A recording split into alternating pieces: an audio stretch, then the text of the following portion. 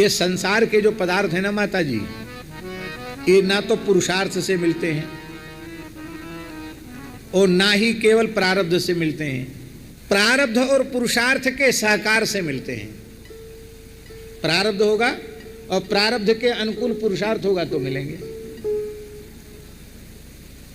अच्छा एक बात बताओ, संसार के सभी प्राणी सुख चाहते हैं, कोई दुख चाहता है क्या? तो बिना चाहे दुख मिलता है कि नहीं मिलता है? हम लोग दुख नहीं चाहते फिर भी दुखा पड़ता है। तो जैसे बिना चाहे दुख मिलता है, ऐसे ही बिना चाहे सुख भी मिलेगा, क्योंकि सुख दुख तो प्रारब्ध के अनुसार प्राप्त होना पहले से सुनिश्चित है। इसलिए प्रहलाद जी ने कह दिया, सुखम ऐन्द्रिकम दैत्या देहि योगेन देहिनः सर्वत्र लभ्यते दैवाद यथा दुखम अयत्नतः। जैसे बिना प्रयत्न के दुख मिलता है, ऐसी बिना प्रयत्न के सुख मिलता है। आपको हमारी बात पर विश्वास नहीं होगा, पर कोई अपने मन में यह सोच रहा हो कि ये इतनी बड़ी ज्ञान विज्ञान की बातें छांट रहे हैं यहाँ व्यासपीठ पर बैठ करके, इनके जीवन में जो कुछ मिला है वो कैसे मिला? हम भगवान की सन्निधि में बैठ करके बोल रहे हैं, न पुरुषार्थ से मिला न प्रारब्ध से मिला, ये जो कुछ है हरिगुरु संतों की इच्छा से मिला। हमने कभी किसी वस्तु की प्राप्ति की इच्छा ही अब तक नहीं की। सामने चैतन्य कुटी वाले महंत जी महाराज विराजमान हैं। किसी वस्तु को पाने के लिए हमने प्रयत्न किया हो तो बताओ। पूज्य बराना वाले महंत जी महाराज और दिगंबर अनी के श्री महंत श्री परमहंस जी महाराज, निर्मोही अनी के श्री महंत श्री रामाश्रय दास जी महाराज, और चार संप्रदाय के श्री महंत में श्री विश्वम्भरदास जी महाराज थे, और गौड़ी में महाराज जी थे, निम्बार्क परंपरा में श्री महंत रास बिहारी दास जी महाराज थे, और विष्णु स्वामी श्री राम लखन दास जी महाराज थे। चारों संप्रदाय के चारों श्री महंत, तीनों अनियों के श्री महंत, उन्होंने सर्वसम्मति से प्रस्ताव किया। उस समय इतनी जमात खड़ी नहीं हुई थी रामानंदाचार्यों की, उस समय जमात नहीं थी रामानंदाचार्यों की। कहाँ थी जमात? जब हर साल हर कुंभ में 2 4 6 जगत गुरु बन जाते हैं, वैसा तो नहीं था पहले।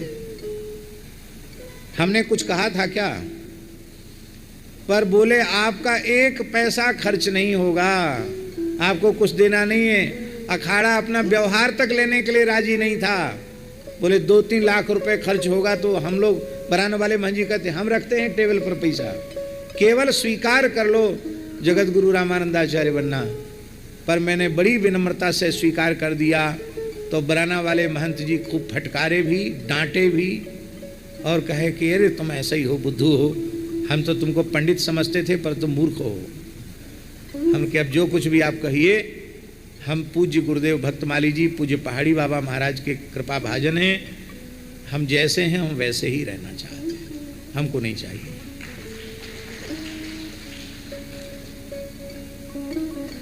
खाक चौक की सेवा मिली, वो भी जबरदस्ती मिली। हमने उसके लिए स्वप्न में भी कोई इच्छा नहीं की, न कोई प्रयत्न किया। आप सोचिए, कार्तिक शुक्ला त्रयोदशी को महाराज जी ने हमको बुलाया। हम तो सुदामा कुटी में रहते थे।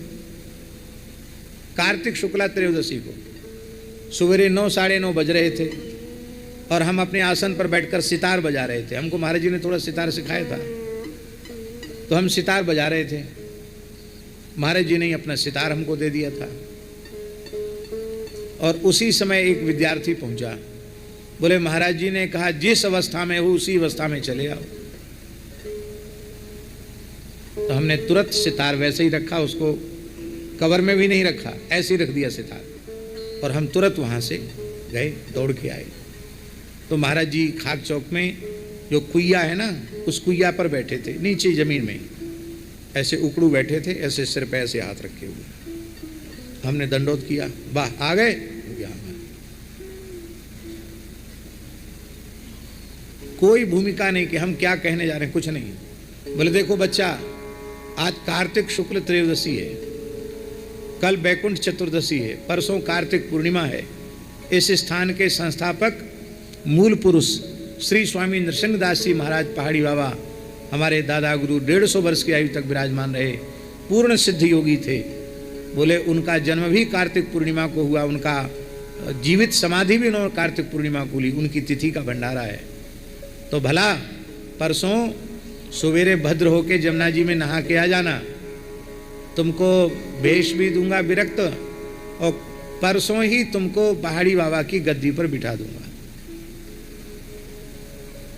उत्तर मत देना, हमको थोड़ा भी मानते हो तो उत्तर मत देना, हमारी बात काटना नहीं।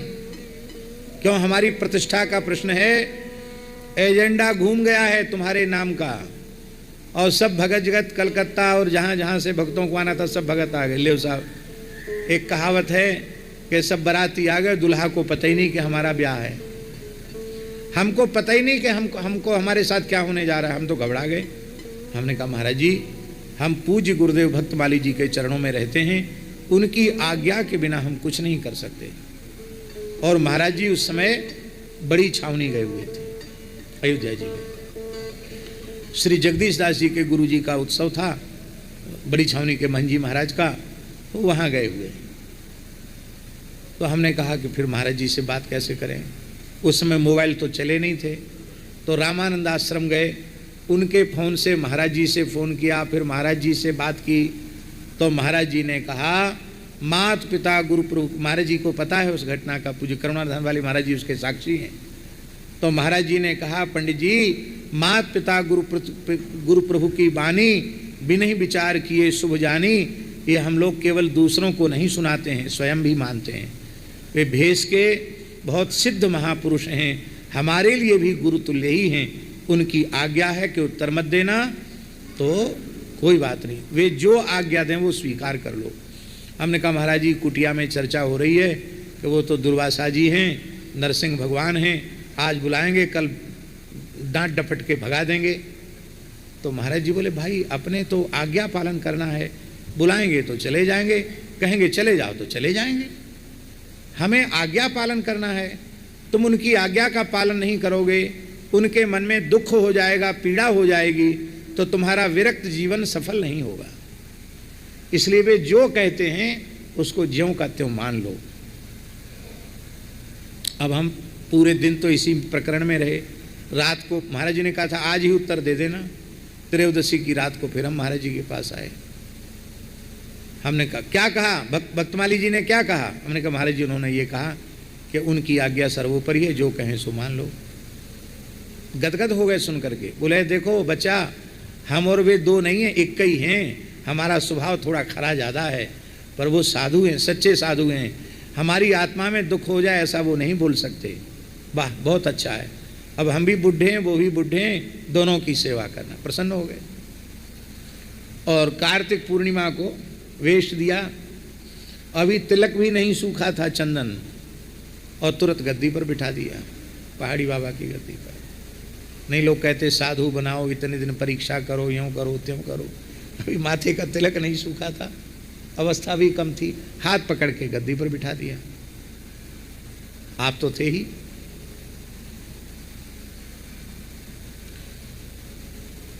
और उसके एक दिन पहले श्री सुदामा कुटी के कोतवाल जी, श्री राम नारायण दास जी नाम था उनका, वो आए। अरे बोले महाराज जी आप क्या करने जा रहे हो, विद्यार्थी को महंत बना रहे हो, आप इतने पुराने महात्मा, थोड़ा विचार तो करो। इतना सुनते ही महाराज जी ने डांटना शुरू किया। बकबक करता है, बकबक करता है, मैं अंधा हूं क्या, मैं अंधा हूं क्या? 1,00,000 मनुष्यों को मेरे सामने खड़ा कर दो, किसका पूर्व जन्म क्या था, किसका होने वाला जन्म क्या है, मैं बता सकता हूं। मैं अंधा नहीं हूं, मुझे सब कुछ दिखाई पड़ता है। और बोले, उसी समय बोले, डांट करके बोले, क्या समझते इसको, ये 3 जन्म का साधु है, इसका भी आखिरी जन्म है और हमारा भी आखिरी जन्म है। हमको उनके सामने कोई पंडित जी कह देता तो नाराज हो जाते थे, कहते थे नहीं पंडित जी मत बोलो, ये महात्मा है। तो बिना चाहे वो मिल गया। थोड़ा सा बीच में संकट आया, महाराज जी ने कहा अब तुम मलुक में जाके रहो। हमने कहा रहेंगे, जो आज्ञा आपकी। तो कुछ कागज लिखाओ। बोले जो आपकी इच्छा वो लिखा लीजिए। लिख गया और बोले इसको पढ़ लो। हमने कहा महाराज जी आपने हस्ताक्षर करने की आज्ञा दी है, पढ़ने की क्या आवश्यकता है। ये तो थे, मैंने बिना पढ़े हस्ताक्षर किए।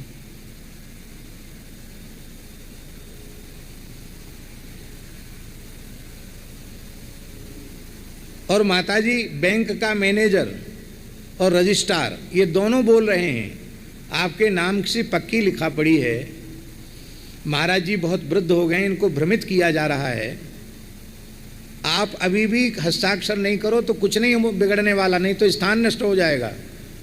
हमने कहा हमको केवल गुरुदेव की आज्ञा का पालन करना है, हमको और किसी की बात नहीं सुननी है।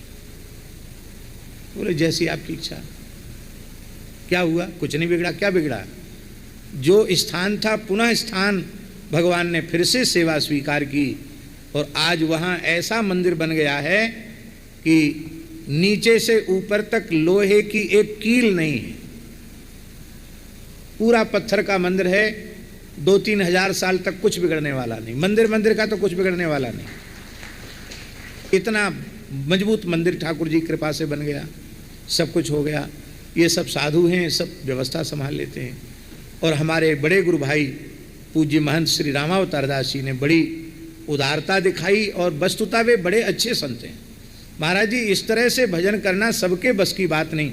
जैसे वो भजन कर रहे हैं, आज कई वर्ष हो गए, सर्वथा असंग होकर निरंतर भजन में लगे रहते हैं। तो वो भी एक अच्छे सिद्ध पुरुष के शिष्य हैं, कोई सामान्य महात्मा नहीं है। मलुक की बात मिल गया, स्थान सेवा। और 2007 की तो बात है, 2007 में ही तो मंदिर बना। 2007 में माताजी अखाड़ा परिषद के अध्यक्ष श्री महंत श्री ज्ञानदास जी महाराज थे, जगत गुरु रामानंदाचार्य श्री स्वामी हरियाचार्य जी महाराज थे, चतुर्थ संप्रदाय के महंत में तो महाराज जी यही हैं, रेवासा महाराज थे, डाकोर वाले महाराज जी थे और हरिगिरी जी थे, महंत श्री हरिगिरी जी अखाड़ा परिषद के महामंत्री थे, वो थे। सब साधु आए, क्योंकि सब हमको बुलाते हैं तो मन में सोचा कि मंदिर का उत्सव एक बार सबको बुला लें। बराना वाले महाराज जी तो थे ही। तो हम तो उत्सव में बुलाया था और शाम को लगभग 8 बजे के करीब सब महापुरुषों ने हमको बुलाया। बोले हम सब ने मिलकर निश्चय किया है कि 52 द्वारों में से एक द्वारा जो बिल्कुल लुप्त हो गया था, आपने अपने पुरुषार्थ से इसको खड़ा किया, तो कल पूरा कुंभ का वेश यहाँ उपस्थित है। कल हम लोग आपको मलुक पीठाधीश्वर के रूप में अभिषिक्त करेंगे। मैंने हाथ जोड़कर कहा महाराज जी हम जैसे हैं वैसे ही रहने दीजिए, हमको पीठाधीश्वर नहीं बनना है। तो इतना सुनते ही श्री ज्ञानदास जी महाराज बोले और डाकोर वाले महाराज बोले आप संतों की बात नहीं मानते हैं तो हम लोग अभी जा रहे हैं इसी समय। बोले सामान उठाओ, सामान ला दो, गाड़ियों पर चलो। हम लोग जब ये बात ही नहीं मानते तो क्यों। तो हमने 1 पैसा खर्च नहीं किया। आज तो लोग लाखों करोड़ों रुपए खर्च कर रहे हैं, हमसे किसी ने आज तक ना अखाड़े ने लिया ना द्वारे ने लिया, अपने आप सबने आग्रह पूर्वक स्थान समर्पित किया।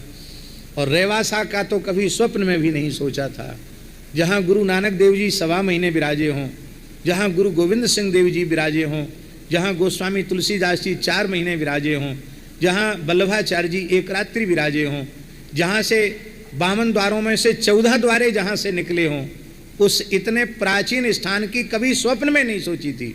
वो भी जबरदस्ती महाराज जी 2015 में ही अपने समस्त ट्रस्टियों के हस्ताक्षर करा के पक्की लिखा पढ़ी कर गए। अब उनके विश्वास का आदर करने के लिए वहाँ हमें स्वीकार करना पड़ा और संपूर्ण भेष भगवान आया।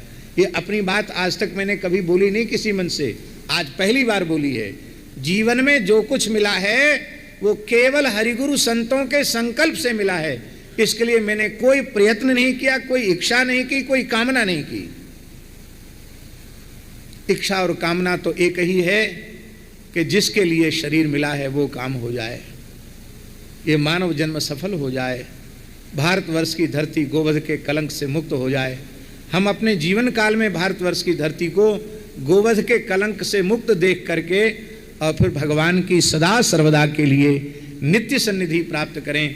जहाँ हमारे पूज्य गुरुजन विराजमान हैं उनके चरणों को सदा सर्वदा के लिए हम प्राप्त करें। इतनी ही इच्छा मन में है, इसके अलावा मन में कोई इच्छा नहीं।